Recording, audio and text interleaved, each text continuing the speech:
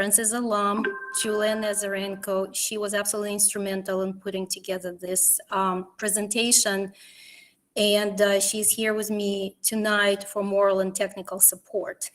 So with that, I'd like to start. So what I welcome any questions at the end. I want to tell you that I will try to be as objective as possible. Julia and I spent a lot of time trying to fact check things, but honestly, I'm not. I feel a little bit of an imposter syndrome because I'm not an expert. I'm not a pundit. I don't have training in this. But what qualifies me maybe to talk to you tonight is the fact that I grew up in Ukraine, specifically in Kherson, which has been in the news a lot lately. And the last I heard today specifically was that Kherson was taken by the Russian troops today. But I also, I had family in Russia, in St. Petersburg and in Moscow, and visited multiple times. I went to school in Crimea, at college in Crimea, so I lived in Crimea for 5 years. So it somehow just happened in all the right places for tonight's presentation. And of course, I still have contacts there. I maintain relationships with my friends, and my daughters, all of her paternal side of the family is still in Ukraine, in Kherson and in Kiev. And so I hear directly from people who are there, both in Russia and in Ukraine. So this past Sunday, I called probably my best friend since I was 17, who she and her husband, they live in Russia. And I called and I talked to them for 2.5 hours because I wanted to hear their side. I wanted to understand what Russian people are thinking right now and feeling. And so I took notes. But before we hung up, my friend asked me for one favor. She asked me to please be as objective as possible. So that's what I'm going to try to do. It doesn't mean that I will always agree with them, but I will do my best to present as objective as in, a story as I possibly could. So I invite anyone on this call to fact check everything I say. Please don't take my word for it. Julia and I did our level best to fact check everything I'm going to say. But that the information coming, there are a lot of contradictory things that you will hear from me. It's very difficult to discern what's true and what's not. So anyway, and I wanted to thank people who I don't know who showed up for this presentation. I really appreciate your interest in this topic. Okay, so I'm going to present my screen now. I'm going to present the whole screen. So because I will be showing a lot of maps and charts so that you could see better. So you won't see me for the most part until Q&A, and I will be mostly like a voice behind the curtain, like in The Wizard of Oz. So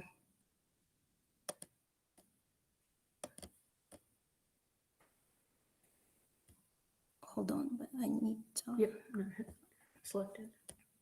Okay.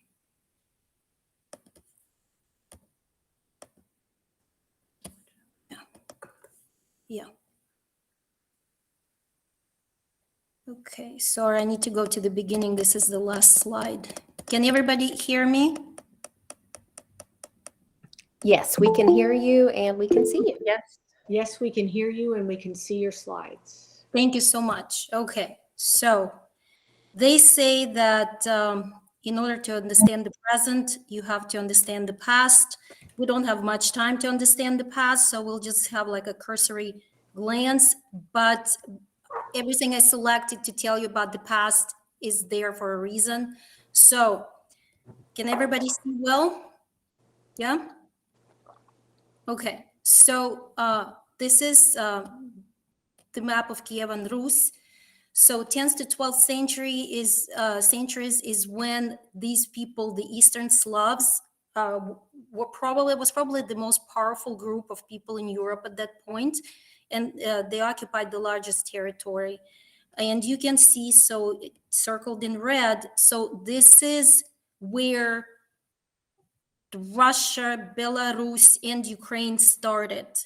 So the important message here is that it's one people, ethnically absolutely the same, and at that time they were speaking the same language, which is called Old Slavic. And we can hear, I don't know if you can see well, so this map, I really like it because it's also showing you how then the borders change, and this became modern Ukraine.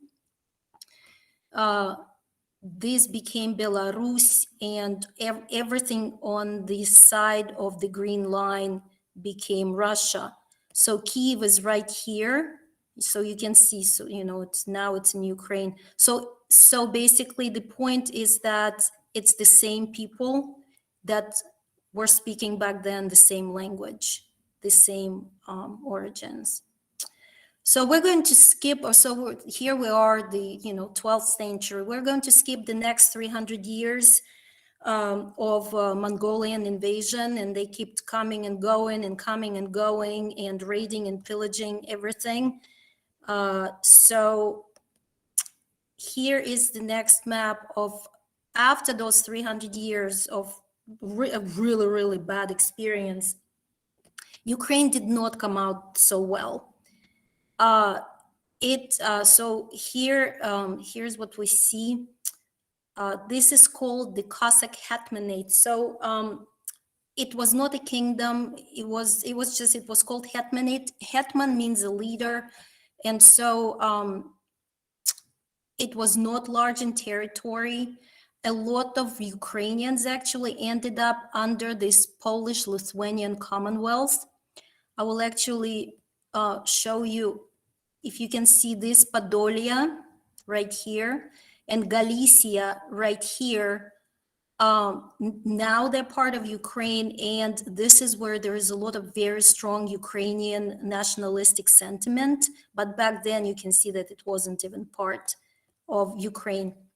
Ukraine experienced very little true independence. If I say 200 years, it would be a stretch. It was less than 200 years. So here we see this was independent Ukraine for almost 200 years right here. So back then Russia was not called Russia. It was called Moscovia, after Moscow. By the way, the word Rus, right, that we saw here, all of this was called Kievan Rus. This word referred basically to a group of Vikings who ruled those lands at that time, and was not adopted by Russia until much later.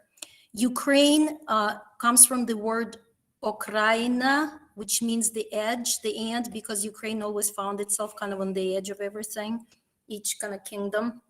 So an interesting fact about this, the Hetmanate right here, is that Ukraine has never experienced a monarchy, never had a dynasty. The hetmans were elected among the nobility. Okay, so we see sort of kind of a democracy in the sense that there was no monarchy and there was no dynasty. The hetmanate created, so right here on this other map, created right here in purple what is called, the word is right here, Zaporizhian Siege. Zaporizhia is an area right here. This is also a very interesting phenomenon. So it was basically this independent volunteer army. They were not just Ukrainians. There were some Russians that escaped serfdom. There were some, I mean, everywhere. This land at that point was kind of no one's land. There were some nomadic people going up and down here, some Ukrainians, some Russians. If you look here, this was the Ottoman Empire. It controlled, this is Crimea right here. It controlled this area. So the Zaporizhian siege was very important in kind of protecting. You can see that this volunteer army, which was huge, by those standards, kind of protected these peoples from the Ottomans, who constantly raided these areas and to take slaves. They were in the slave trade, and so they would take Ukrainian and Russian slaves. Zaporizhia siege is a really interesting phenomenon because that was a true democracy. So anybody could become a leader, and leaders were directly elected, one man, one vote. The reason I'm telling you this is because this is entirely my theory and entirely unfounded, but I wonder if maybe this kind of history prepared Ukrainian mentality for their kind of wish for democracy, because they had it in their history and they never really had a strong ruler, unlike Russia, for example. So this is a picture of Hetman Bogdan Khmelnytsky in Ukrainian. He was the most famous hetman, and there are multiple monuments to him in Ukraine. This is a painting of Zaporizhian Cossacks, very traditional. You can see they have these really long beards. They have shaved heads with this kind of like a ponytail in the middle of hair. So these, I'm gonna go back here a little bit. So both the Hetmanate and the Zaporizhian siege, they were squeezed, you can see, between these powers, right? On one hand, there was on one side Polish-Lithuanian Commonwealth, on the other side was Moscovia. And they constantly were forced, they didn't have a lot of power, and so they were constantly signing treaties all over the place, sometimes siding with the Polish-Lithuania, sometimes siding with the Muscovites. And Zaporizhia siege did the same. They also signed all kinds of treaties with everybody, including with the Ottomans. And a lot of times they were just mercenaries that just hired themselves out to whoever paid more. But it had always most to do with whoever could offer them more independence and more assurances. I was surprised to hear that apparently the Russians kind of hold it against them, because they did betray Muscovites multiple times, but I can't see how anyone can hold it against them. They were just trying to survive, a small guy trying to survive. So here's how Russia came out after the Mongolian invasion. We see that initially it didn't start so hot either, but it quickly acquired more and more lands. It had a few very strong rulers, which we will skip. And we will come to this guy who is, this is Peter the Great. So when he inherited the throne, it was still Moscovia back then, and they did not have access. So he ruled, if you can see the dates, like early 1700s. So Moscovia did not have access to the Black Sea and could not trade, let's say, with Constantinople or this whole part of Europe. So he fought the Ottomans and won. However, his descendants failed to secure it, and the Ottomans kind of took this area back. Then this girl is Catherine the Great. She becomes queen. She promises to rule like Peter. She fights the Ottomans again and wins. And she wins with a lot of help from these guys. She signed a treaty with them, promising them, giving them assurances that they would be left alone, they would be allowed to have their kind of territory and all that. So they fight on behalf of Russia. By then it was already a Russian empire.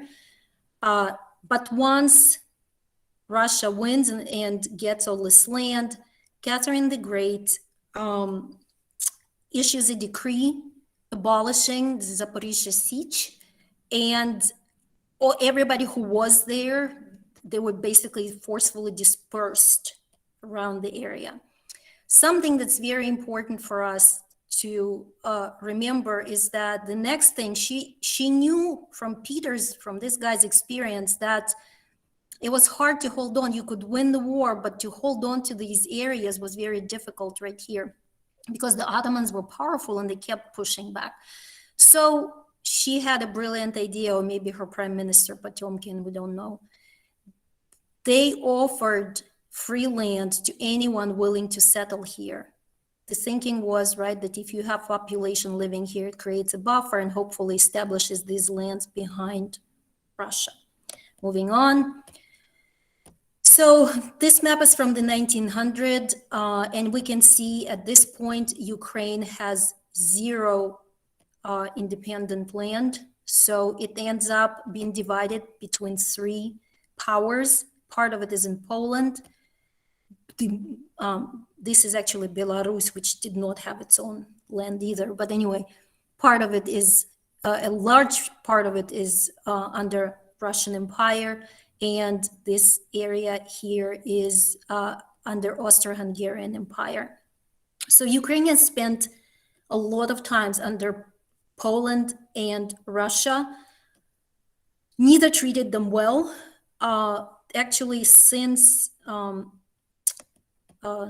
this girl, there was a policy of Russification, which means that, you know, Ukrainian language was discouraged. All institutions were in Russian. So Ukrainian language and culture became seen as kind of like for the peasants. And anybody who wanted to be successful had to speak Russian. And for example, for intellectuals, for writers, musicians, etc., they were leaving Ukraine. Even those who were born in Ukraine, they would leave Ukraine and move to Russia, to Moscow or St. Petersburg if they were to succeed. For example, if you've heard of a very famous Russian writer, Gogol, he was born in Ukraine, but wrote in Russian. And he wrote a lot about Ukraine with a lot of, it seemed like warm feelings towards it, but always in Russian. And he spent most of his life living, adult life living in Russia. The same was happening under Poland, even though there were Ukrainian schools and so on, but there was oppression there for sure of both language and culture. And to be honest, to me personally, it is surprising that given this history, Ukraine ever developed any kind of self-identity and nationalist feelings. Moving on. 1917 happens. There's a revolution in Russia. Things are really going crazy.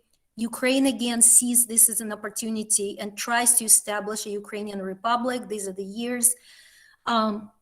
It fails at it. It becomes absorbed into the Soviet Union. But it was just a really crazy time. Just to give you an example, that Kiev changed hands 5 times in 1 year. That's how crazy it was. Okay, so they're tough people. Okay, so this map was clearly made by somebody sympathetic to Russia, but it's true. This map is factual. So, except of course you can ask, you know, what does it mean? Did the Russians give it to Ukraine, or did they ever take it from Ukraine and then give it back, right? So that's the question here. But anyway, so here we can clearly see Ukrainian, very small Ukrainian territory right here. And then it becomes enlarged. Like these territories, there was some Russian and Ukrainian population here, a mix. This is Luhansk, and if you have heard on the news, these two sort of independent republics, or the ones that want to be independent republics, they're right here. And remember, we talked about Catherine the Great and how she gave free land to people who wanted to settle. Most of them were Russians. There were some Ukrainians, but many were Russians. And this is the result. There are so many Russian speakers all along here, and Crimea is definitely very Russian speaking. There are almost no Ukrainian speakers there.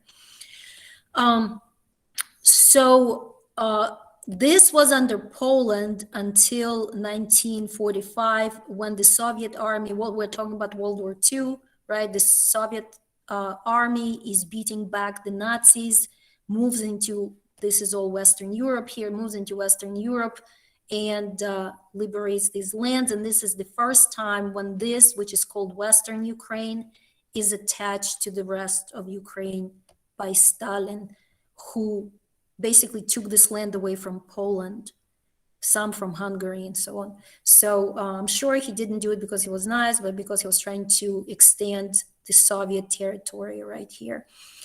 Yeah, and Crimea was attached to Ukraine. It was always part of Russia before that.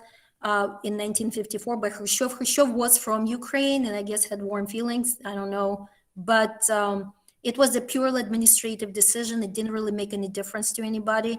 The only thing I can say is that like the Black Sea is right around here and this is Black Sea and Russia kind of is here. So it makes sense to administratively attach Crimea to Ukraine because it's physically attached to Ukraine right here. Okay. So Putin has been making some claims regarding Ukrainian and language not being a real language, that it's basically a warped version of Russian. And remember, we talked about at the very beginning that they came from the same source, right? They considered themselves the same people and they spoke the same language. So you can't say that Ukrainian came from Russian. They came from the same source. Just like, let's say, Italian and Spanish, right? They came from Latin. So neither of them is better or earlier or any kind of other version. It's just that Ukrainian had been repressed for a while. And so here I just wanted to give you an example of some common words so that you can see that they are quite different. For example, this word dziękuję is very similar to a Polish word, which is dziękuję. To you, it may sound the same, but they're a little different. We see that in Ukrainian, there is this Polish influence, probably some Hungarian influence also. And horilka, just, curious fact, comes from the verb horiti, which means to burn, because it burns. Okay, and here are some images if we're talking about cultural, so you can see kind of traditional costumes that are different. Traditional houses. So this is clearly for tourists. Nobody lives in this kind of houses anymore, but these were traditional houses. They were always whitewashed and painted with flowers every spring. Russian traditional houses are always made out of wood. However, in Western Ukraine, they're also wooden, but the structures look very different. Anyway, it's not that important, but just wanted you to see that it's not the same culture. They're different. It's its own culture. Okay. Language. So this is from the census from 2001, and we can see clearly. So right here, we see 67.5%. This is the territory of Ukraine. So 67.5% of the population of Ukraine speaks Ukrainian, and 29.6% speak Russian. We can see exactly, right? These are the lands that Catherine the Great gave for free, and we can see all this Russian-speaking population here, and Crimea as well, which was taken from the Ottomans, and all of this land as well. I will be honest, when I was growing up, and Kherson is right here, like this is the biggest river, and so here is Kherson. Most people spoke Russian, again, because historically Ukrainian was suppressed, and so way more people spoke Russian. I will tell you that even though Kherson was in Ukraine, in my hometown, right, in Kherson, so population almost 500,000 people. I don't know how many schools there were, probably a bunch. Only one school taught everything in Ukrainian. All other schools were taught in Russian, and Ukrainian was a subject. So they were teaching Ukrainian language and literature, but it was just a subject 1 hour a day. The rest of the subjects were taught in Russian. All colleges were in Russian. So it was quite different. So I see how there was a rise of nationalism, and a lot more people, even in communicating with my daughter's family, I see that, and with other people, that a lot more people now, since they've had independence for 30 years, speak Ukrainian as their first language. Okay, this brings us to Maidan. Many of you probably remember, right? So briefly what happened, this is a really important point because this is where like what we're happening, the war that's happening right now, it honestly started right there. So, so what happened was after the Soviet Union collapsed and, you know, all these republics became independent, Ukraine basically had their government installed by Russia. Okay.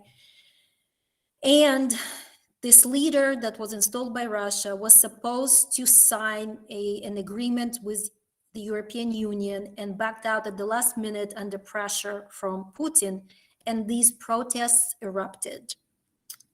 Okay. And the Russian installed leader was deposed, and a more Ukrainian nationalistic leader was elected. Okay. So I have to tell you something interesting, that in Russia, there were at that time, I remember very well, a lot of rumors and conspiracy theories and all kinds of things that Maidan was financed by the United States, specifically by Hillary Clinton, that Hillary's people were here, right here among the people, giving out thousands of dollars, that a lot of people went there just to get paid. I will tell you that this is what the Russians believe. It looks to me like this is what they genuinely believe. I will also tell you that my daughter's grandparents that live within walking distance from here in Kiev, they were there every day because they consider themselves Ukrainian patriots, and they were there to protest. They never said anything about, they never made any money, let's put it that way. And they never mentioned seeing anyone giving out money. So here we go. So here is, you know, where we see this controversy very recent, right? Where people truly believe opposing things. I will tell you that my daughter and I visited Ukraine in 07 or 08, and we were in Crimea. We were sitting at the bus stop waiting for a bus, and there were this two old lady just talking, and we just happened to overhear their conversation. One of them was subscribing to this very communist newspaper and was sharing this news with the other one. And so apparently that newspaper had published that the United States had a plan to drain all the brains out of Ukraine, to buy all the young people, basically lure them out of not Ukraine, out of Russia and Ukraine. And I remember my daughter and I were laughing because we just thought it was so out there. Well, and then something out there becomes apparently prevalent thinking. So, so another thing that started here as well. There have always been these ultra nationalistic movements in Ukraine, and I will take you back. I find it very interesting because even though this area was kind of the last one to become part of Ukraine, and you know, was always never was independent really, the most nationalistic feelings are right here in Western Ukraine. And in the recent years, there appeared these right-wing groups, and also there was a lot of talk about these right-wing groups kind of leading this, following this, and you know, that being the majority of these protesters, either people who were paid to be there or these right-wing militias that were there. Again, from eyewitnesses that I heard from directly, that was not the case, but this is what Russians believe, it appears. Let's see. So this brings us to, so this Maidan was, Maidan just means city square, town square, and this is it. This is the main square in Kiev. So as you can see, Maidan happened, this protest in 2014. And very shortly, once these protests won and the leadership was replaced with the pro-Western leadership, takes us to, again, in the same year, we see the Russian invasion, first of Crimea. And then we see, around the same time, we see these fighting in this territory, which is called the Donbas region, because the river Don, the river is called Don, so Donbas basin means. So, and remember again, thanks to Catherine II, there's like a lot of, especially here, Russian-speaking population. So I have to explain something about this. So Donbas is the region, it's a coal country, kind of like the Appalachia. Very, very similar, where there used to be a lot of coal. There's almost no coal left here, but these people for generations have been coal miners, were earning good money, was very industrially developed, but there's just no coal anymore. So this area is economically suffering a lot. So here's the thing. The problem is that we hear very, very conflicting stories. According to the Russians, the right-wing Ukrainians started a war here and committed a lot of atrocities, horrible, horrible atrocities. I hear about it over and over and over again. According to Ukraine, of course, there appeared right-wing Russian militia and started stirring trouble, and Ukraine is just trying to kind of hold these territories. Julia and I did our best to fact check. We were not able to confirm the Russian claim that Ukrainians started this. And honestly, I can't understand why they would, because this is part of Ukraine. Why would they start a warfare on their own territory? I don't quite understand. So, but this is a very sore point for the Russians. Very sore. It's in their faces all the time. Images of horrible, horrible suffering here. And there has been a lot of destruction, devastation, a lot of death. A lot of children died and so on. There are Russian heroes that are defending this. So basically the images that we're seeing now of Ukraine, this is what the Russians this kind of images they've been seeing of this area. And they're appalled that the world is not reacting the way it's reacting now to the suffering of this larger Ukrainian population. But again, we did not see any confirmation that Ukrainians have been committing atrocities here or that they started this conflict. Okay, this brings me, anybody who's been on social media have probably seen this a lot. These are Ukrainian nationalist slogans. This is the symbol of Ukraine, the coat of arms of Ukraine. This is Ukrainian flag, clearly. And so, Slava Ukraini, Heroyam Slava. On their face value, they seem to be great. What's wrong with saying glory to Ukraine, glory to the heroes? However, to Russians, these are offensive. They really bristle at this because these come, and they do, that is true, they come from the far right Ukrainian groups. And another slogan of those far right Ukrainian groups is Ukraine for Ukrainians, which scares the Russians. It really puts them on edge. And I'm talking about the Russians outside of Ukraine and also this vast Russian-speaking population in Ukraine. Okay, so Putin used one of his excuses for invasion. He said that he wanted to protect the Jewish population in Ukraine. So Julia was able to find this map, and you can see this is from the Pew Research Center right here.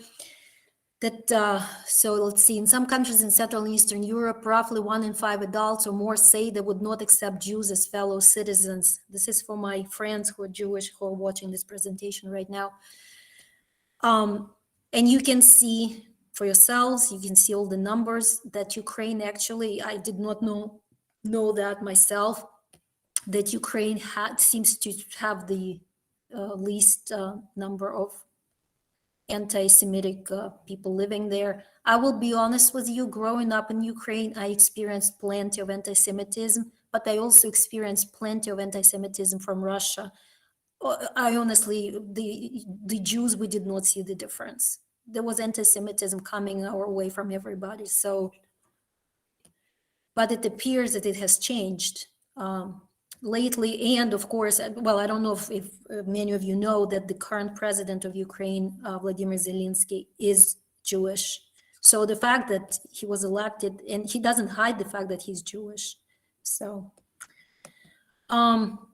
okay, this brings me to the right-wing controversy. So we have two quotes for you here. Operating in Ukraine are several nationalist paramilitary groups, such as the Azov movement and Right Sector, that espouse neo-Nazi ideology. While high profile, they appear to have little public support. Only one far-right party, Svoboda, is represented in Ukraine's parliament and only holds one seat. On the other hand, we're looking at Russia and its white supremacy. In 2004, white supremacist David Duke called Russia the key to white survival, while another white supremacist, Richard Spencer, recently characterized Russia as the sole white power in the world. Neo-Nazi, and I have a list of the neo-Nazi parties in Russia. By the way, if any of my friends who are very left-leaning and love the communists, the other Russia is actually a party, it's part of Bolsheviks who want to restore imperial Russia, basically, literally. Makes no sense to me, but it is what it is. Not much seems to be making sense right now in the world. So, there are neo-Nazis apparently in both Russia and Ukraine. However, and in Ukraine, there is one seat occupied by in the parliament. However, the comparison is not quite fair because Ukraine is a democracy, and people vote for who they vote for, and parties register as they do. In Russia, these parties right here, these are all neo-Nazi parties or very right-wing and white supremacy kind of parties. They don't have any seats in the parliament because Putin simply won't allow, but he does seem to use them. We did a lot of research, we looked into it. He does seem to use them when it works for him. And they have been very active in this Donbas region and all over Russia as well. These are the symbols of these two. So this is clearly, on the background of Ukrainian flag. These are Russian flag colors except for blue. And you can see that they both use a form of swastika, basically stylized kind of swastika in their images. So this is very concerning. Okay. This brings me to grievances. And so I'm going to try to kind of talk about the grievances coming from both sides. Let's start with Russia. So this is the Russian flag, white, blue, and red. So I feel that some of these grievances are justified, or at least I can understand where they're coming from, right? So most of Ukraine historically belonged to Russia, to the Russian Empire. So they feel like they have a right to this land. If not, right, so they feel like, well, we'll let you have an independent country, but you have to stay within our political influence. And so they have a huge problem with the Ukraine's desire to be part of NATO, because this, right, the possibility of NATO being that close to their border and having their military bases right next to them, is terrifying, and I think for a good reason. Imagine anyone. Would we want Russian military bases right on our border? Would we want, so like, look at this. Mexico lost about 40% of its territory to the United States. What if they now said we want it back? How would we feel about this? So I hear them, and honestly, I understand their concern. This is, so there's a lot of in the media in Russia that this neo-Nazi and far-right activity in Ukraine, and here that the Ukrainians initiated the conflicts in Donbass and committed atrocities there. It is very much front and center, and it angers people against Ukraine, right? They see these Ukrainians as criminals, literally saying, why is the world not paying attention to what Ukraine has been doing in Donbass region? Why are they not being tried for crimes against humanity and all that? However, I think the world is not responding because like they don't see it. They don't agree on this with Russia. And we were not able to confirm that it was Ukraine who initiated or propagated the war that's ongoing in that part of Ukraine. There's a very strong perception of unfairness of international portrayal of Russia and treatment of Russia internationally. Let's take Iraq, for example. It turned out that the invasion of Iraq was entirely baseless, and yet the United States suffered no consequences for it. Nobody imposed any kind of sanctions on the Bush and his family or the, I don't know, Republican Party or the United States in general, and so on. And so, and I feel that it is a very fair point, right? So that they feel that there are kind of two sets of laws, right? One is for Russia or China, and the other set is for the United States and Western Europe, which is unfair. Now, Ukrainian grievances. So Ukrainians have been, and it's objectively true, oppressed by Russians.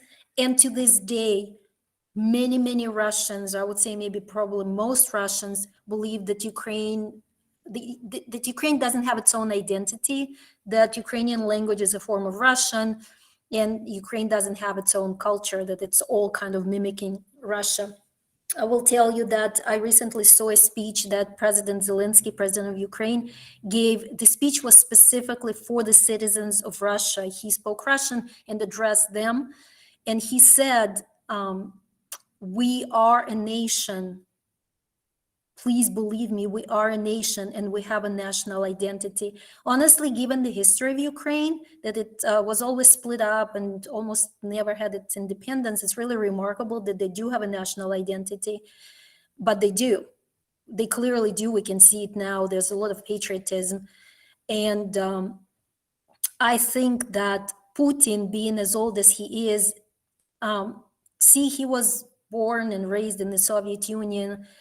And what happened is that for the past 30 years, Ukraine has been independent and a lot of things changed. And think about it, in 30 years, so 2 new generations were raised outside of the Soviet Union and outside of Russia. So anybody who, let's say, is like 40 or younger doesn't remember being part of Russia. So they have no other identity and they strongly identify with Ukraine.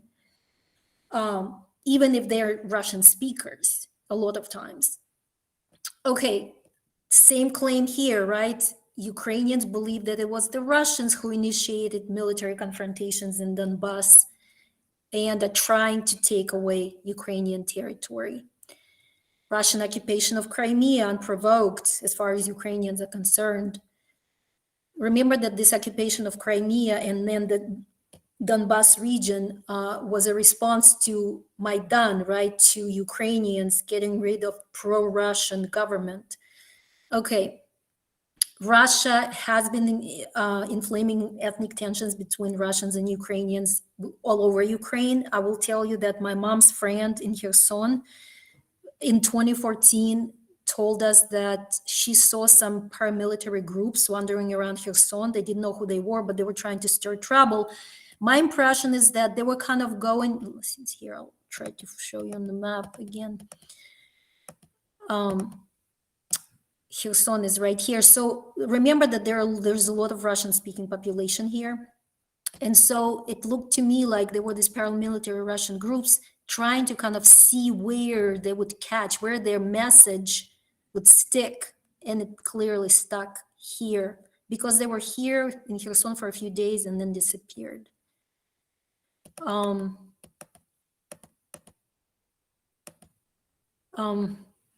Okay.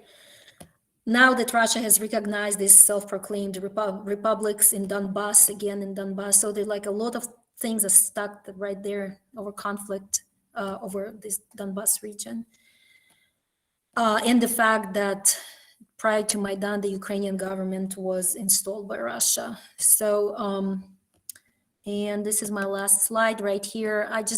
No matter how you look at it, you know, this huge Russia and this tiny Ukraine fighting its heart out. It doesn't, to me, as far as I'm concerned, it doesn't look good for Russia at all. And with that, I will stop presenting. And I am happy to answer any questions from anyone.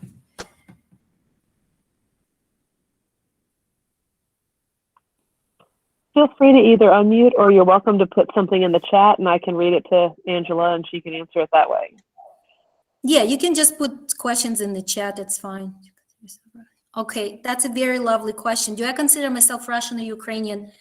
To be honest, neither. And I think it kind of gives me this perspective. Growing up Jewish, I never really felt like that I was Ukrainian. Even though I was growing up in Ukraine, my family spoke, all Jews all over the Soviet Union spoke Russian. But again, I didn't identify, particularly as Russian either. And so I kind of felt a little bit like an outsider, and I still do. And so, yeah, I don't identify as either. But my daughter was raised Ukrainian. She feels strongly identifies with Ukraine. Let's see. Anybody else? May, you can go ahead and unmute if you want to. Yes. Can you hear me? Yeah. Angela, thank you for an amazing presentation. I really appreciate everything that you presented to us. It was so knowledgeable and interesting, but I would like to ask you at the end of the presentation that you said it doesn't look good for the Ukraine. And, you know, as an American, we're all pulling for the Ukraine. And I think that last slide really showed what the battle is for Ukraine.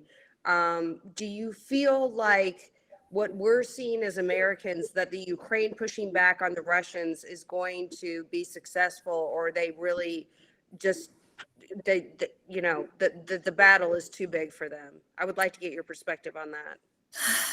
Well, I'm afraid the battle is too big. Again, if I had the answer, I would probably be in the White House right now. But I don't mean Understood. I mean as an advisor. What I think Putin and Russians in general do not really grasp, they cannot grasp the fact how patriotically Ukrainians feel. They Yes. did not expect that at all. And like I said, looking at and Russians have always had this attitude towards Ukraine as just, I remember, as a child, my family came to visit from Russia, right, from St. Petersburg and from Moscow. They wanted to go south, to the beach and all that. And they would make fun of Ukrainian language. They would say, because, we had signs, we had newspapers in Ukrainian, and they'll be like, well, that's ridiculous. Just speak normal, just talk normal, right? So this attitude that Ukrainian is not a thing in any respect. I think it still exists, and it's pretty common, and they really underestimate Ukraine. So I don't know. Yeah. Thank Angela, you. you've got a few more questions. Do you want me to read them to you, or are you able to? Yeah. Could you please? Yeah. Sure, yeah. So a question, do you think Putin is playing on global anti-Semitism as a reason to invade? I don't think Putin, he may be, but it's not the major thing for him. I think that he really did not expect, and honestly, it didn't look like the US or Europe were going to offer that much help to Ukraine. But basically, Putin's main concern, my understanding, is NATO. He cannot and will not allow NATO bases under his very nose. And I don't think it's fair to expect it of him. It's not fair to Ukraine. I understand, and I'm with Ukraine in the fact that they should be free to choose their destiny and do whatever they want. And if they want to be part of NATO, theoretically, that would be very fair. But life ain't fair, and I think like Ukraine will have to back off of that. Yes. Okay, so I'm going to go in order here. Next question would be, okay. Next question would be, why do you think Russia is taking this action now, the timing compared to all of the history? Because so Russia has, okay, so in 2014, remember Russia annexed Crimea and started all this war in Donbass, right?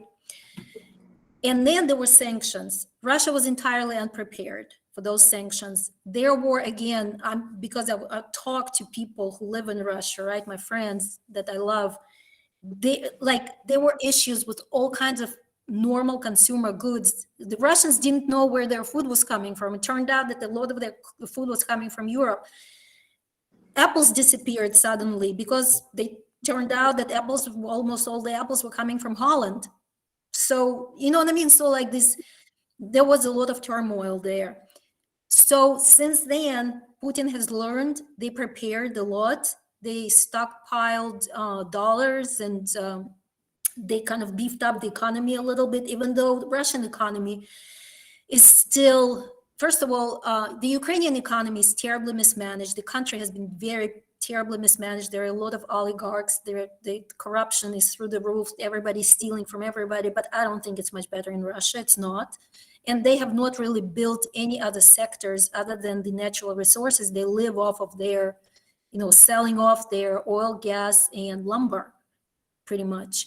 So, but Putin believes that he's better prepared now, and he has the support of China, which he didn't have back then. So I think he felt that he was prepared for this moment to take this step right now.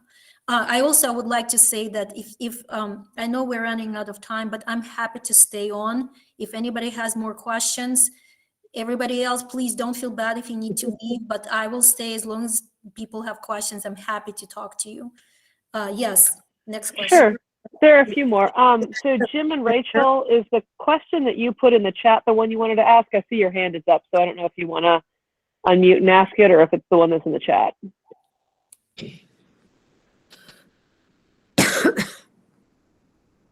Okay, I'll just go ahead and ask the one that's in the chat for them.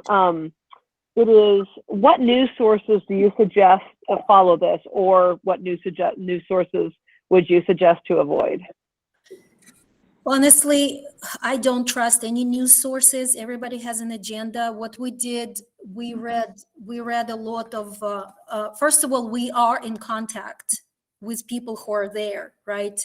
My friends in Russia and Julia's family members in Ukraine, and we get, kind of very much up-to-date information from them, what they literally see as far as like ongoing actions. We have looked at a lot of Russian and Ukrainian language sources, but there are some independent, I would say, like if you really want to look for something, independent journalists on the ground in Ukraine are on Twitter. So I would say that, but I'm with you guys. It's very, very difficult to tell who's telling the truth and who's not. Putin is such a massive propaganda. It's my friends they make a point of not watching TV, of not listening to Putin, and yet things they were saying I could clearly see. It's like it seeps into your brain. You can't help it. But is there any way there- that you can follow it with any semblance of otherwise it sounds like I just can't trust anything. I mean, is there any semblance of reasonable, even just get two sides of it, you know? I mean, maybe those reporters you're talking Okay, about. so I'm gonna put it in chat. Or you can. It's called the Kyiv Independent. Kyiv is spelled Kyiv. Independent. Try that. They give the most breaking news. Like they keep track of the literal. But again, unfortunately, the kind of informational warfare is. I would trust, like, as far as the war actions happening, I would trust what they're reporting because that's objective. You know, like Russia took the city or whatever they're defending. As far as more of the background, like I was telling. Sorry. Another thing, if you want to research it for yourself, so you will get the recording of this. And remember, there is a slide where I mentioned the specific far right movements or paramilitary groups. If you would like to research them, so you can Google them and find information on them. Thanks, Angela. So hopping back up to a question, do your Russian friends feel that Putin is justified in this invasion or war? My Russian friends are torn. They're very upset. You think you're upset? Multiplied by 10. Even though they're safe, clearly, they're extremely upset. They have friends in Ukraine. I'm sorry, I'm getting upset. They have family. So my friend, his cousin, just to give you an example, his cousin lives in Kharkiv, and Kharkiv has seen really, really bad military action, really severe battles. So there was a video going around there in Russia of a Russian soldier. And remember, both armies are, both countries have mandatory military service. Those armies are 18 to 20-year-old kids. Unless you're an officer, you're 18 to 20-year-old kid that have no say in being there. And so there was a video going around of a Russian soldier being captured by Ukrainians and beaten up and just mistreated badly. And so he sent it to his cousin in Kharkiv and said, I feel pity for both. They're just kids, either Ukrainian or Russian. I feel so bad for them. And his cousin responded, I have no pity left. Because the day before a friend of hers was killed, she was on her way to the hospital to visit her husband and was killed. So people are becoming hardened on both sides. Yeah. Thank you. I know that's really difficult. Oh, So the sorry. next- I'm sorry. I didn't quite answer the question. So That's okay. they are so torn. They're against the war. They're upset with Putin. They're mad at Putin right now. But at the same time, they keep trying to justify him. They do. So based on the historical context that you have so fabulously presented, what do you think is preventing a negotiated agreement that would allow Russia to annex Donetsk, Kharkiv, and Luhansk? I'm sorry. That would allow Russia to annex. Right. But Well, because I suppose Ukraine doesn't want to just give up its territory. Ukraine, so that's the thing, right? Russia feels that they basically handed this land to Ukraine, right? It's not truly Ukrainian land, but Ukrainians feel like this is, whether you like it or not, our territory, and we want territorial integrity. We're not willing to like start splitting apart the country, you know? I guess that's what it is. That and the NATO bases, probably. so the next question, this is a tough question, but how credible do you find Putin's nuclear threats against either Ukraine or third countries? It's anybody's guess. I will tell you honestly, nobody thought that Putin would attack Ukraine. Not the Russians, not the Ukrainians. We really thought he was bluffing. We really did. And now we're in this full-scale war. So I won't put anything past him. I don't know. The next question is related to the one that got to sort of how your friends were feeling. Do you think most Russian citizens are in agreement with Putin's actions? No, definitely not. No. Okay. The Russians are very upset. Look, again, remember the very first slide. They see the Russians and Ukrainian as one people. They're the same people. They're brothers. They're like, you have to understand that there are so many Ukrainians living in Russia. There are so many Russians living in Ukraine. It's always been like this. It's been like this for centuries. It's been, to them, it's the most horrific thing. That's why you see so many Russian soldiers defecting, because Mm-hmm. they can't. This is very It feels different. like fighting themselves. It It's feels like just fighting. absolutely horrific. It feels like fighting, you know, your cousin. It's very different from Chechnya, for example. The Chechens are Muslim. The Chechens, you know, they don't share. I mean, I'm not defending Russia in any way, but the Russians felt very differently about that. Ukraine is a completely different story. Nobody ever could imagine, because Russia and Ukraine never fought. They never fought each other. Nobody ever could imagine that this could happen. Okay. Okay. So sort of a different type of question. If Russia were to take over Ukraine, if that were to be successful, won't there still be NATO on Putin's doorstep? You know, Poland, et cetera. Yeah.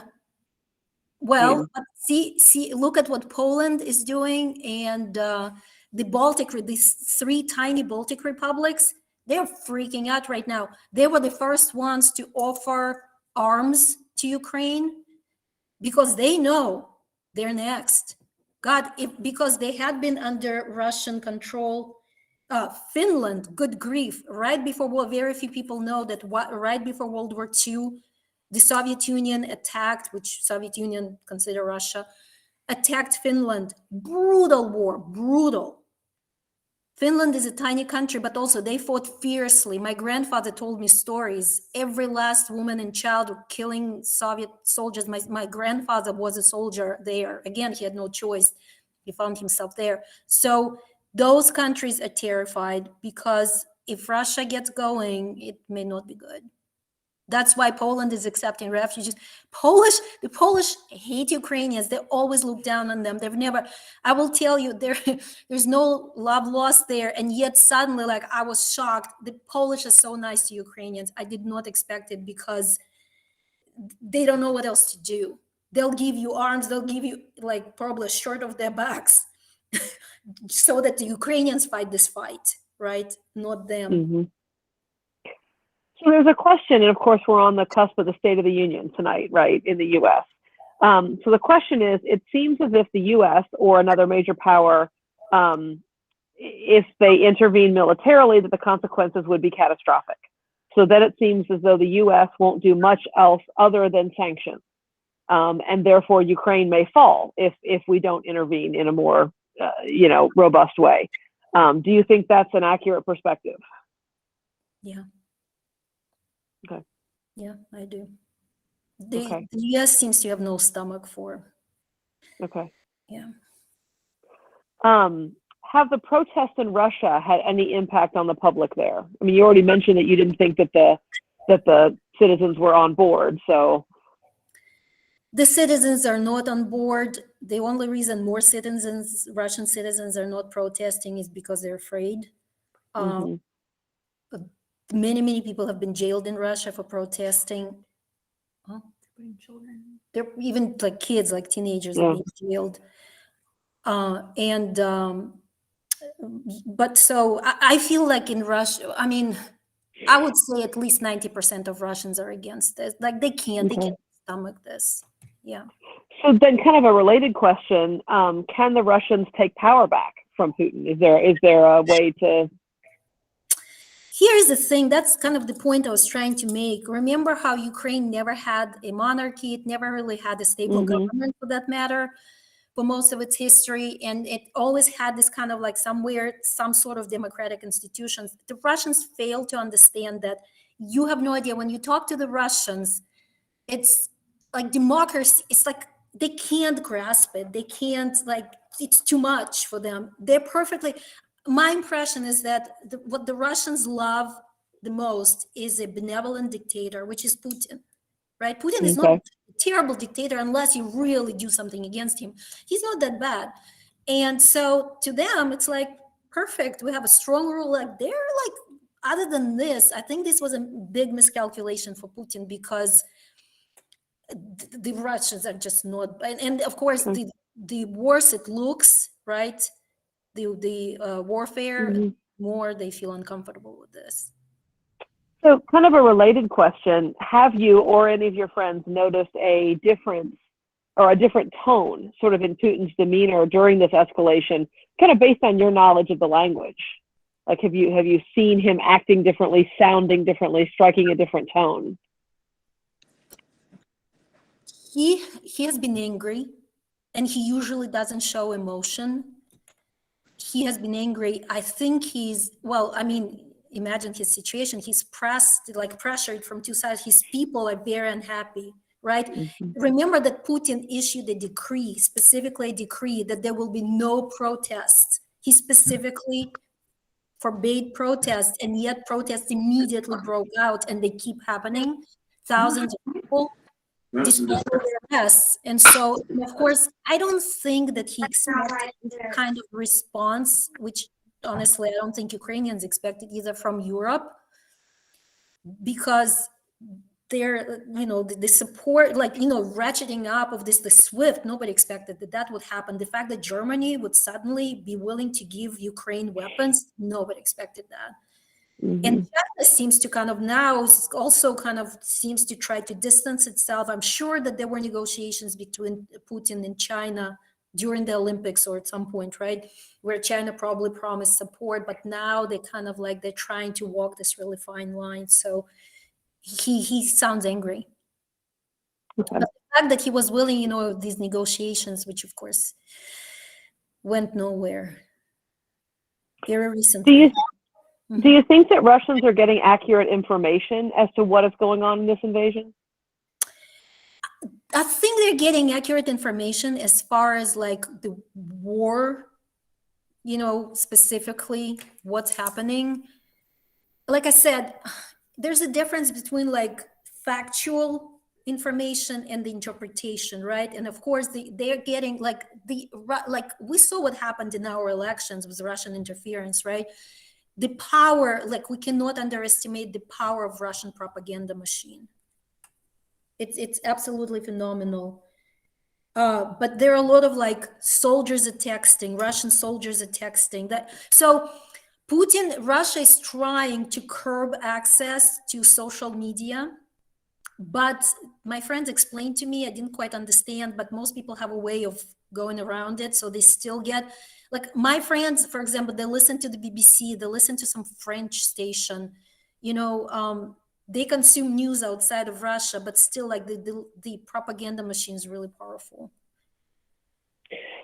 So the next question is, and thinking here of Iraq and Afghanistan, which are obviously different societies, but thinking of those countries, what do you think about the prospects of a prolonged nationalist insurgency in Ukraine?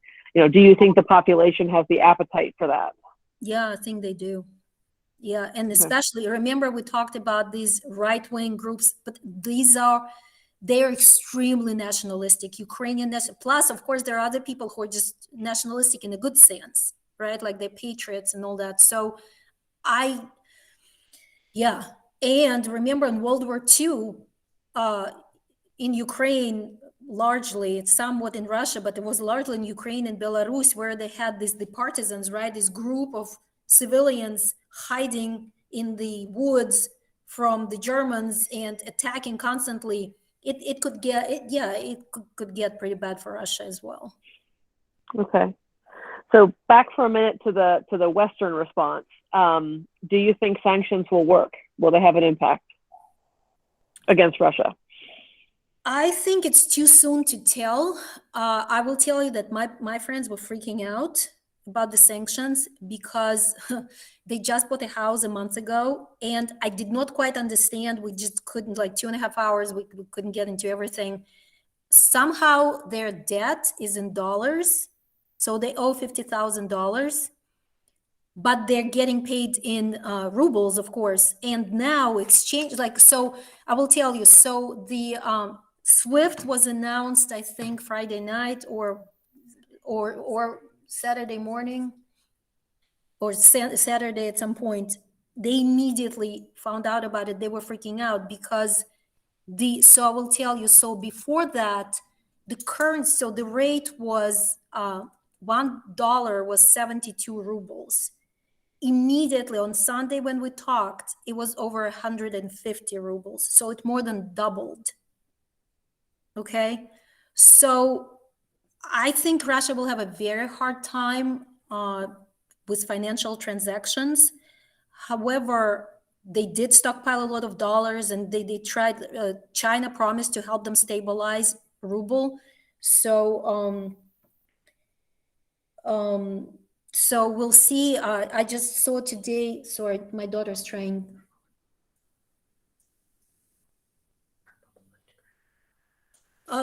It seems, here's what my daughter is telling me, that more and more of the oligarchs are decrying this war because there are sanctions against them personally, against their accounts. And I saw today that Switzerland, for the first time in over 100 years, decided to, like, it had kept neutrality, and it decided to kind of break with their neutrality, and it froze Putin's personal and all of his oligarchs' accounts. However, I want to tell you that there are oligarchs in Ukraine, and it's a mess. And I wish they would just froze all of their Ukrainian and Russian oligarchs' accounts, because it's all stolen away. Yeah. So the next question is, do you think, or do your Ukrainian friends believe that Ukraine is fighting fiercely in the short term in the hopes that a major power will come to their aid militarily? No, they're not expecting any military assistance, or at least like boots on the ground. No, they don't expect. We know that they're expecting weapons from, there is a convoy of weapons. They tried, and my understanding is that Biden was willing to sell them the dome, the anti-missile defense, but Israel somehow blocked it. Israel has extremely close economic ties with Russia. Now they're decrying things, and but yeah, that would have really helped. The fear is that if Russia does not make quick, like very soon, serious military gains, they may resort to horrible things like bombing cities. And I mean, they're sort of doing it now. I'm sure they're trying not to cause this negative publicity, but Putin needs this over and over soon, because this does not look good. These images all over the place. It's not good. So somewhat related to that, what are your thoughts on how Putin sees China? Potential ally or very separate agendas? Like I said, I don't know. Don't know what China is thinking. It looks like it's kind of hesitating right now, but we'll see. Again, like, I think it's too soon to tell what the sanctions will do or how China. I think China is kind of taking a wait and see approach, right? Like how things shake out for Russia. My daughter is telling me here that the Russian army bombed the Holocaust memorial in Kiev, Babi Yar, which I will tell you that when my daughter and I visited, we only went back once since we moved here. And one of the places that was very important to me to visit was Babi Yar. Oh God, I'm sorry, I'm tearing up. So during World War II, the Nazis rounded up all the Jews in Kiev. They brought them to the outskirts of the city, and there was a ditch, and they just killed everybody, children, just everybody, like thousands and thousands of people. They were just falling into this ditch. Yar means like a ditch. And so later the Jews, the Soviets would not even like put a monument. So it was mostly the Jews. There were some others, but put together money and made this memorial. And I made sure that my daughter saw it. So we went there and brought flowers, left flowers there. And so they bombed this memorial. Angela, I just want to say, and I think I speak for everyone on the call, you know, for so many of us, this is us appreciating your geopolitical insight. For you, it is so personal and so raw, and we just appreciate so gratefully your willingness to address this objectively and to give us information, because we know this is just incredibly difficult for you.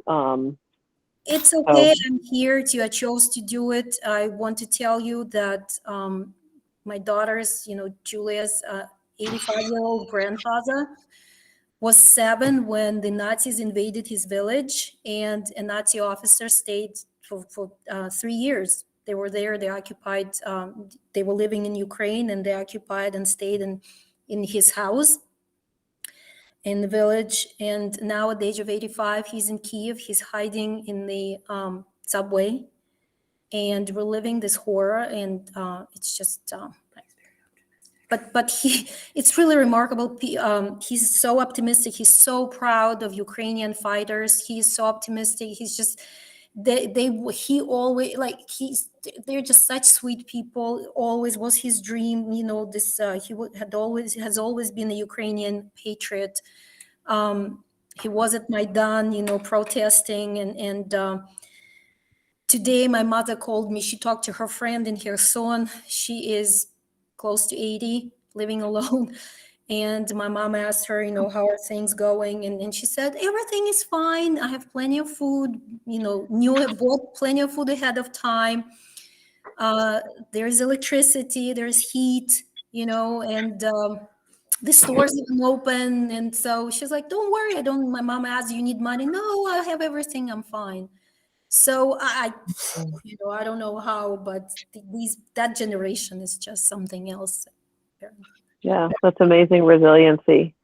So the only other question that was in the chat was just a request that if you wouldn't mind putting in the chat the names of any of those on the ground reporters that you follow on Twitter, or anybody that you feel like, would be a good objective source. But other than that, I hope, Angela, that you will read the chat before you get off, because there's a lot of love and appreciation there for you, and certainly you have all of ours as well.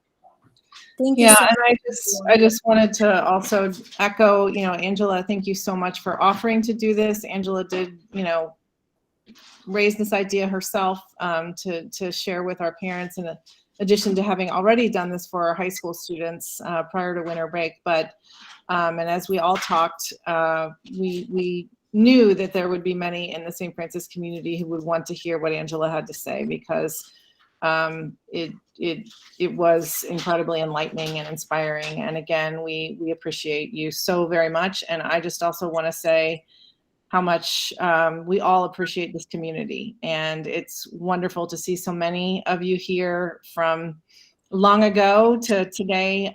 This is an incredible community, and we appreciate all of you participating in this evening tonight. So thanks so much. We hope to see you all again soon. Thank you, Angela. Yeah. Thank you, everybody. And again, we will be leaving this, we will be putting the recording out, so anybody who wants to can share it and pass it along to anybody who might be interested. thank you so much, everyone. It means a lot, really does. Muchísimas gracias, señora. Te quiero. Gracias. Thanks, everybody. Good night. Good night. Good night. And okay, so whoever wanted this information, I'm going to stay behind and I'm going to type something into chat. I will see you all, well, some of you tomorrow at school. Sounds good. Have a good night, Angela. Bye. Bye. Thank you, Angela. That's me. I appreciate yes. Yeah, go ahead. Yes. So, Yeah, my Jim. daughter is going to, no, you can turn on the camera. Oh, okay. Yeah, sorry, I'm looking through because Angela doesn't have Twitter, so she follows more on Twitter and I'm gonna post a few people. So a lot of them do write for Ukrainian sources. There are a couple Americans as well, and British, and just a few different sources. Of course, the Ukrainians, I can't promise that they're going to be, the most Right. violent, but they are obviously able to say what's happening right now. Here's Yeah, more. yeah. It's just in this day and age where people don't trust any news. It's hard to know how to get informed. I like following independent reporters. Like, honestly, I get a lot of my news from Twitter because I like to follow a different number of independent people who write for different publications. In this case, I started following a lot more Ukrainians. So Finnish as well. The Finnish are also very biased. I knew the Finnish didn't like Russians, but I didn't realize how much they hate Russians until this war started. And now I'm like, do I need to learn Finnish? I'm having to translate all these tweets. The Finnish were singing in the streets. They were like changing the words for their national anthem from Finland to Ukraine. Just a lot of support. A lot of them writing about that. The Finnish hate the Russians with a passion. After what they oh my God, they hate them so much. My grandfather told me, if you want, while Julia is typing, I can tell you this story. So my grandfather was a soldier when the Soviet Union attacked Finland in 1939, and he was a driver, and there were very few back then in that part of the world that knew how to drive. So he drove munition trucks, and one time he was driving and it was getting really late and he was lost, so he pulled behind some kind of shrubs for the night, just to hide the truck, so not to attract attention, to spend the night. And when he woke up in the morning and in daylight, he saw that those were not shrubs, those were people standing frozen. So the Russians poured hot water on those people and they just froze like that, standing. So you can imagine how the Finns hate the Russians. Yeah, I've heard that it's kind of like sleeping next to a bear. You have to be respectful, but. Right, so they're always fearful, and I can tell you, the Ukrainians, especially like in Western Ukraine, they've always hated the Russians. And I mean, you can understand, right? They've been so, there was a joke with, I remember it, I heard this joke, I was a teen, I think. So two Ukrainians are talking, and one says, Dnieper is the main river in Ukraine, and it's beautiful. It looks like the Ohio. It's really wide and slow, kind of. And anyway, so the two Ukrainians are sitting on the bank of the Dnieper River, and one says, Dnieper is a great river. And the other says, yeah, it would be even better if there were caskets with the Russians floating. God. And the other one says, well, come on, not all Russians are bad. And the other one says, yeah, good Russians can have good caskets. So, see, that's just, it's the kind of humor you don't see much. This kind of humor you don't see exactly, but this kind of humor comes from centuries of darkness, oppression, and hatred. Yeah. So that's the part that I was wanting to learn more about, especially, was who's really, what are the pro-Russian, pro-Ukrainian. It sounds like you could be pro-Ukrainian, but a little too much, kind of like in America. So